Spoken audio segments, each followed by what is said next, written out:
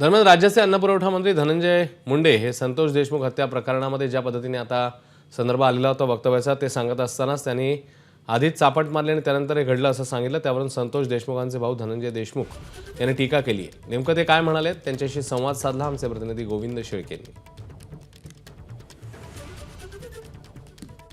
मला सांगा, तुम्ही ऐकलं असेल महंत नामदेव शास्त्री यांनी आपल्या प्रकरणाचा उल्लेख करून म्हटलं होतं की चापट मारली आणि वाद झाला आणि त्यानंतर त्याचा प्रत्यय असा झाला। यावर तुम्हाला काय वाटतं? आता मी तेच वाक्य परत तुम्हाला बोलतो।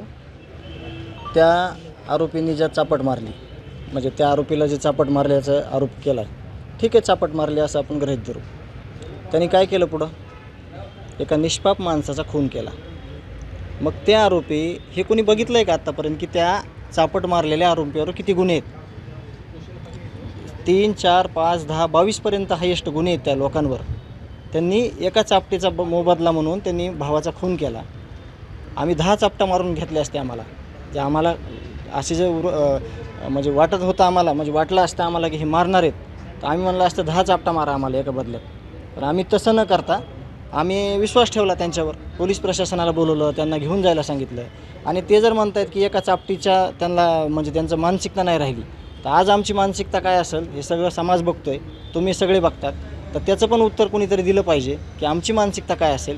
पण आता आमची मानसिकता काय असेल म्हणजे आम्हाला विश्वास आहे राज्याचे मुख्यमंत्री, राज्याचे उपमुख्यमंत्री यांच्यावर। त्यांनी दिलेले शब्द आहेत की आरोपींना फाशी होणार आणि आम्ही त्याच मार्गाने न्याय घेणार आहे। आमची मानसिकता ही आहे।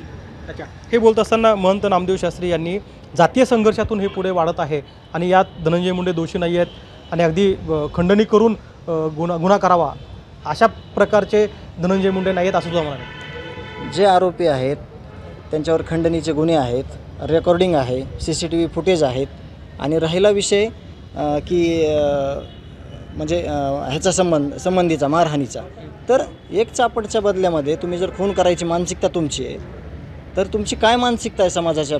तुम्ही समाजाचं काही देणं लागत नाहीत हे तर स्पष्ट झालं याच्यातून। पण अत्यंत चुकीच्या पद्धतीनं अशी जर मानसिकता कोणी केली तर दिवसा मुर्दे पडतील, चालू होईल।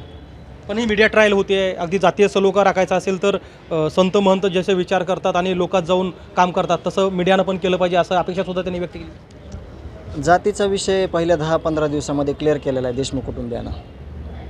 परत परत परत परत तीच गोष्ट जर मी बोलत राहिलो तर मला पण काहीतरी वाटेल की तेच का बोलतो मी। जातीचा विषय काहीच नाही। 18 पगड जातीतील लोक या न्यायाच्या भूमिकेत आहेत, लोकप्रतिनिधी न्यायाच्या भूमिकेत आहेत, सर्व समाज न्यायाच्या भूमिकेत आहे।